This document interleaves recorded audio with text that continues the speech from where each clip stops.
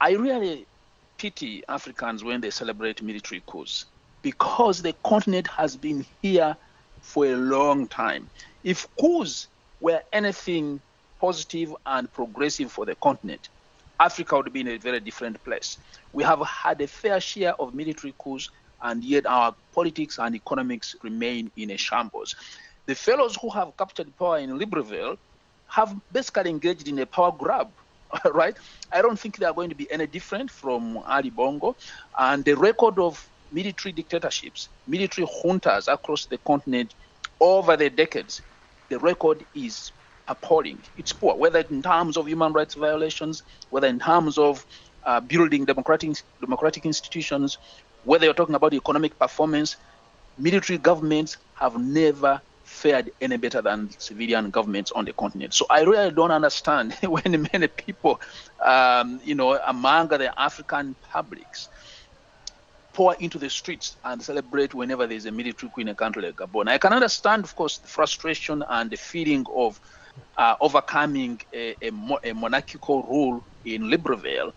But then what is the alternative? What lies ahead for the country? Is Gabon going to be any better under a guy who is actually related to the person he has deposed and is being part of the establishment? You talked about a resurgence of these coups. Why do you think these coups are happening? Is it because maybe some of these governments are so oblivious at what's going on around them? When the coups took place, earlier this year and last year and the year before, they were mainly concentrated in the Sahel belt. It has also been experiencing jihadism and jihadist movements that have challenged the central state in most of those countries and thereby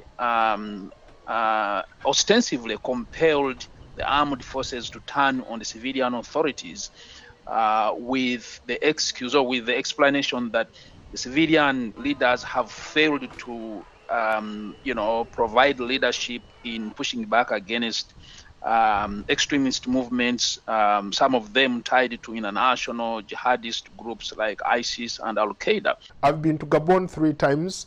I've met the deposed president on numerous occasions.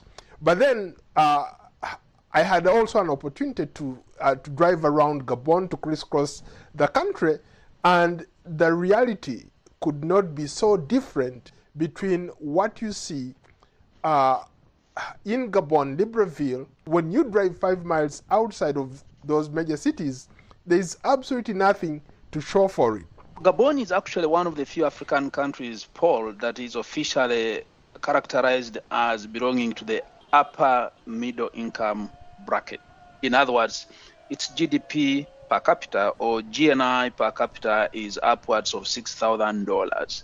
This is a country that has a very small population, just over 2 million, and highly endowed with with oil and other natural resources, including forestry. So what you're saying is very much emblematic of the post-colonial African crisis, where you have a country like Gabon that is so materially endowed, so materially rich, and yet most of its citizens are poor. Most of its nationals live in, very impoverished conditions. Why?